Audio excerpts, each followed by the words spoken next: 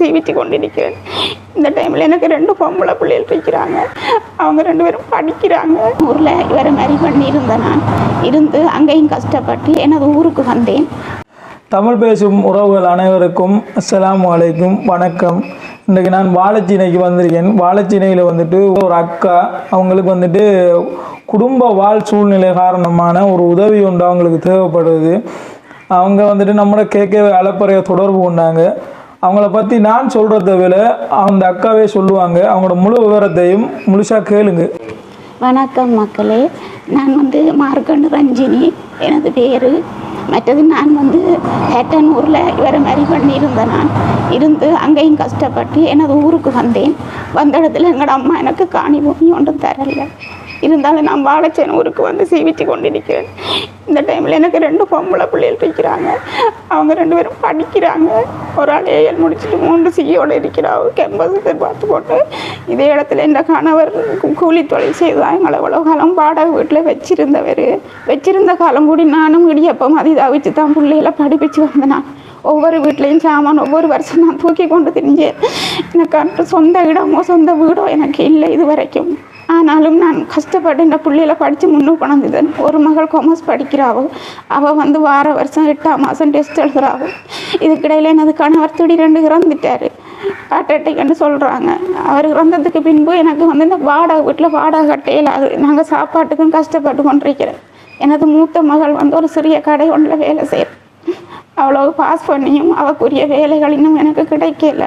எங்களுக்கு ஒரு உதவி கூட இல்லை. நாங்கள் இதே நேரத்தில் அவள் செய்து வர தொழிலை வச்சு அந்த சம்பளத்தை வச்சு தான் நான் வாடகை கட்டுறேன். வாடகை கட்டையில் அது சார் எனக்கு என்னென்னு கேட்டால் 2 பொம்பளை பிள்ளைல செலவும் அதிகமாக இருக்கு. எனக்கு வீட்டுக்கு அரிசி வாங்குறேன்னா கூட 1 கிலோ அரிசி வாங்கி 2 நாளைக்கு பிரித்து சாப்பிட்றோம் நாங்கள். அப்போ அதே டைமில் எனக்கு வீட்டு வாடகையெல்லாம் கட்டையிலாது. எனக்கு ஒரு சிறிய காணி ஒன்று இருக்குது. அதுக்குள்ளே ஒரு வீடை தயவு செய்து மக்களாகிய நீங்கள் பார்க்குறீங்க.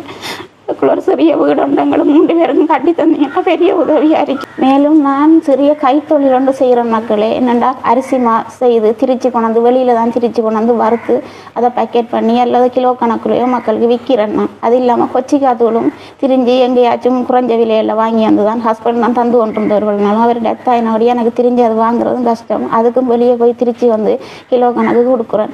அதுவும் இருந்து கொடுத்தான் போகும், எந்த நாளும் போகாது. இதுக்குரிய தளபாடங்களும் என்னட்ட இல்லை, மில் வசதியும் இல்லை. எல்லாமே காசு கொடுத்து தான் நான் செய்கிறேன்.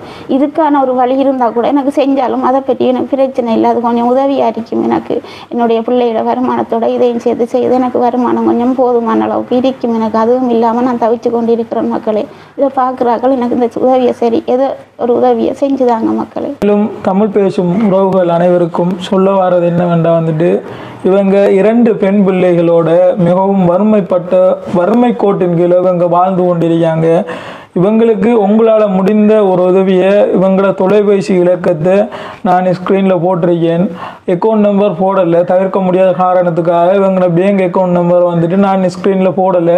இவங்களோட தொலைபேசி இலக்கத்தை நான் இந்த வீடியோவில் போட்டிருக்கேன். இவங்களை நீங்கள் தொடர்பு கொண்டு இவங்களுக்கு ஏதாவது உதவி செய்ய விரும்பினால் இவங்களுக்கு நீங்கள் கட்டாயமாக செய்ங்க.